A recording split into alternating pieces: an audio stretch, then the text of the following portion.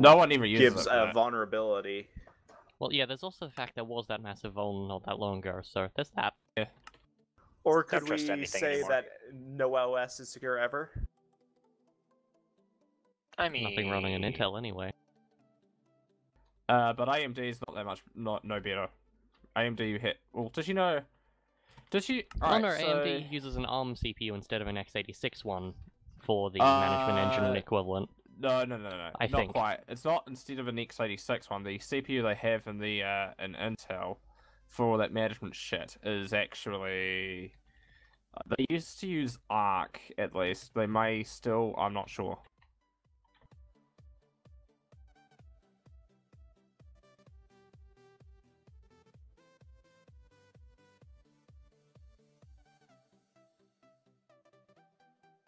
yeah. And then yeah. Intel bought x64 from AMD.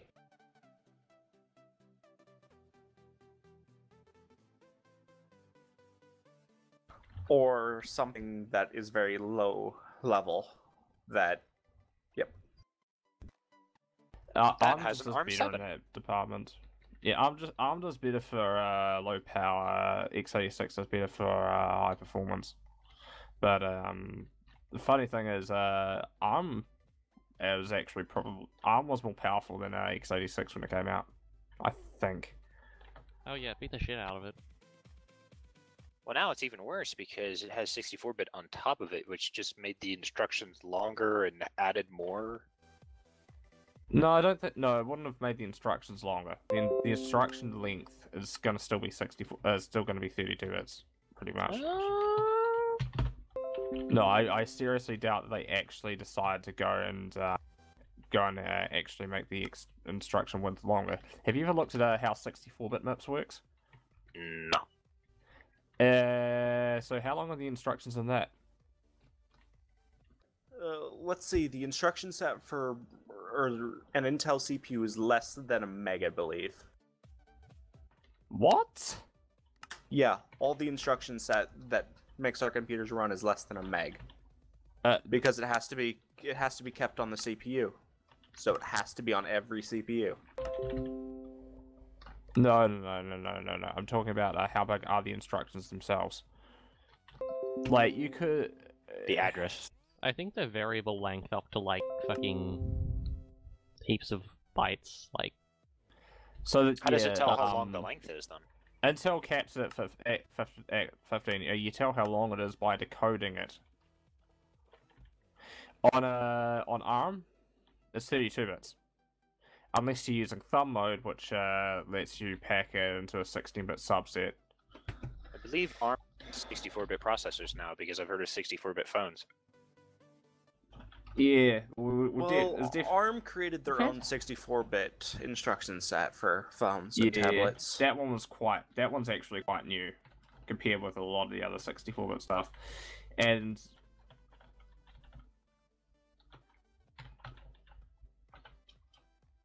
the but I wonder how long it'll take to crash when I join the server. We've got My money's on, let's say 14 seconds.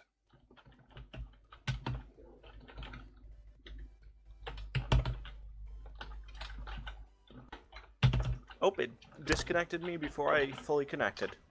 Wow. So yeah, MIPS as used in the PS1, the N64, and the PS2. That started out 32-bit, and they came up with a 64-bit variant. The most interesting thing about it is that, or the best thing about it is the 64-bit instructions. So it is all all instructions are still 32 bits wide. The 64-bit instructions are actually they actually added extra variants of it. So for addition, you've got add, and then you've got double add, or double word add, and for some of the other instructions though, like the original add instruction when you're in 64-bit mode, all that does is it clamps the result to 32-bit unsigned. 32-bit signed. And what the implications of this is that the implications. So they've done it in such a way that you can run code written for 32-bit mode and 64-bit mode without having to switch modes. I kind of wish Minecraft would move just to 64-bit. Minecraft does not have to care at all about 64-bit or 32-bit or even fucking 16-bit. Minecraft does not have to care because Java is actually bit agnostic.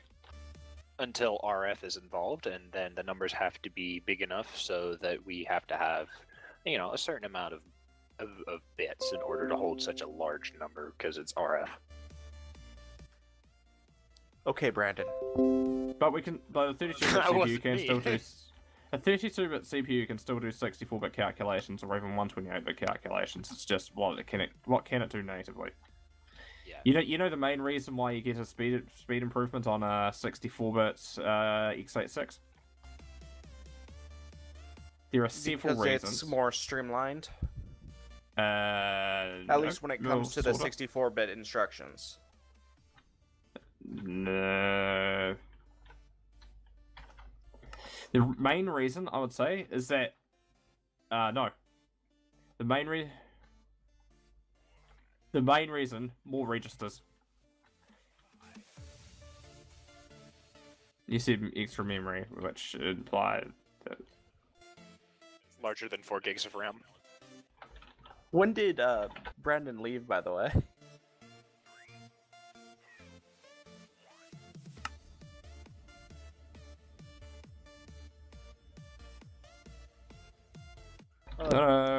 The BTM server is completely rip right now. yeah. Well, at least we Did it now crash know loop? that. Yes, I'm capping the crash count at 11, but we could possibly go for because The thing is, if anyone tries to join, it instantly crashes. yeah.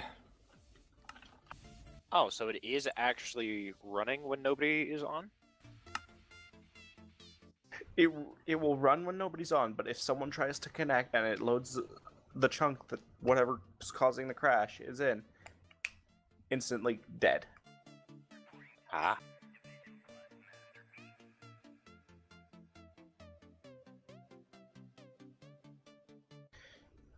Yeah, we may have caused a crash loop.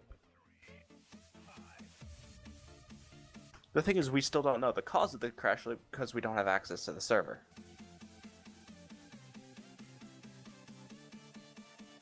Nope. None of us do. Nope. I don't. None of the people in this channel do. Oh, Ristel, did you just get person? A person? Yeah, so unascribed, apparently, in the chat there. Yeah, that does make sense. Somebody does have command line access, but they are not here. Like Modmus. Let's see, Modmus player. Who else has it? I think Amadorns technically has it as well.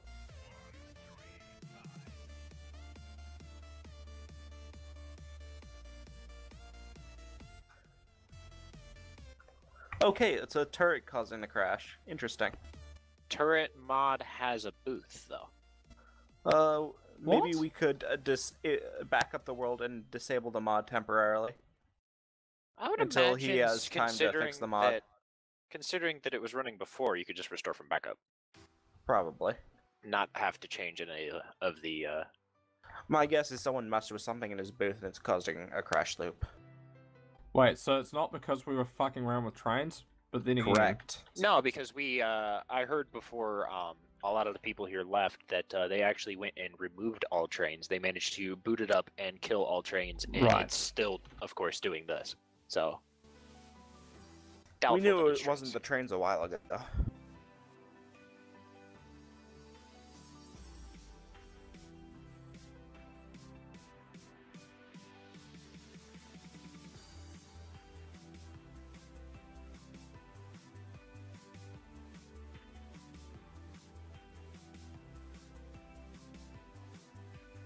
I believe that that just IRC IRC? is actually only for people with booths. So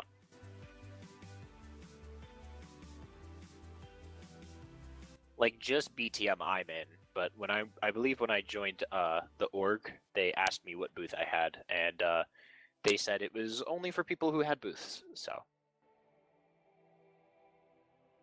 well, the BTM itself, that's for everybody, but the dash org, I believe, is for the organization of. So, Yeah, I was mostly there because I could help with code and shit, and I mostly just sort of kind of pointed out how to use ICE too, and then jumped around the server a shitload. I'm basically someone who can be trusted to not leak shit though. So. yeah.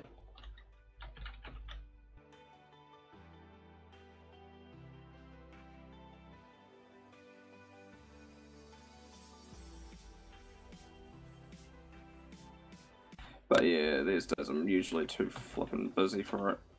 Well, basically, I like to try to unwind from work, and Minecraft is not my idea of unwinding.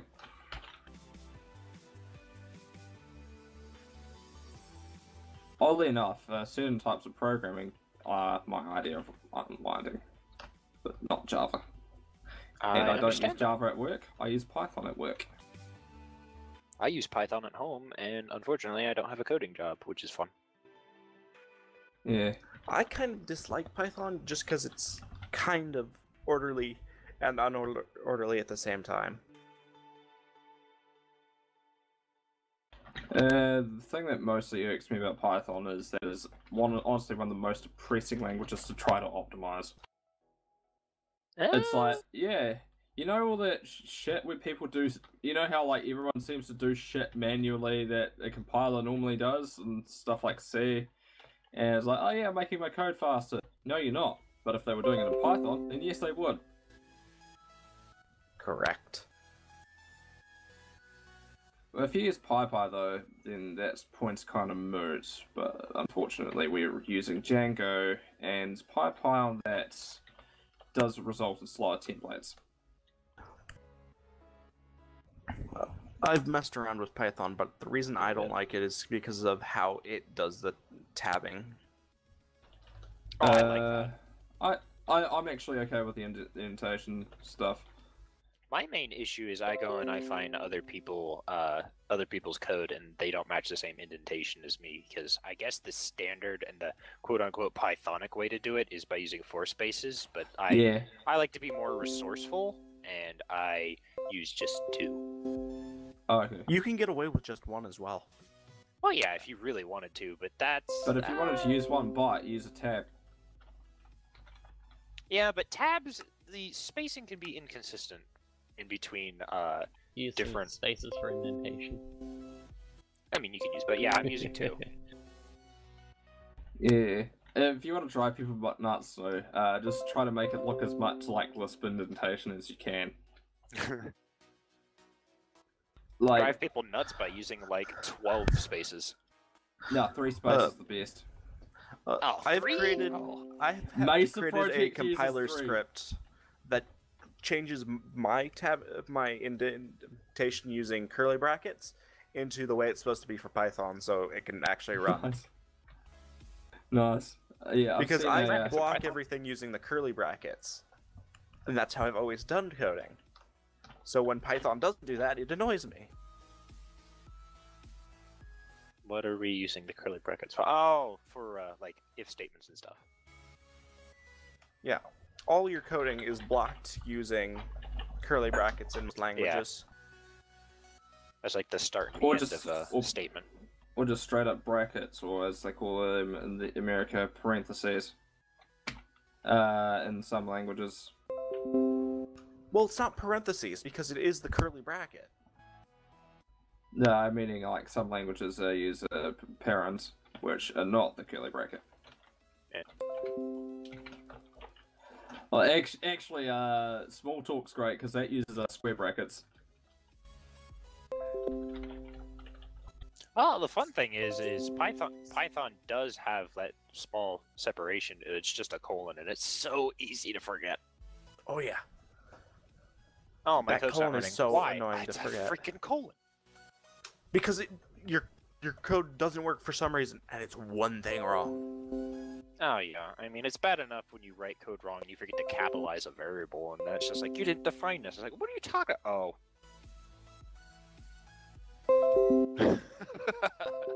Something like that.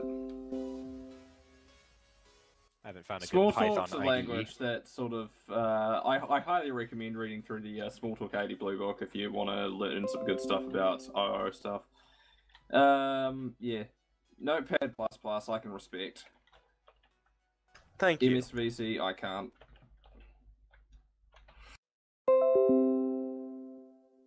Something Yeah, interesting that Studio Python can work do is fucking is terrible. you can put functions in a list and then run them later. Yeah, Correct. I've definitely done horrible stuff with lambdas for like That's not even a lambda though, because you just put the function in and you give it the arguments, and it doesn't run until you tell it to. I'm guessing it's Okay. because I'm using coroutines for it though.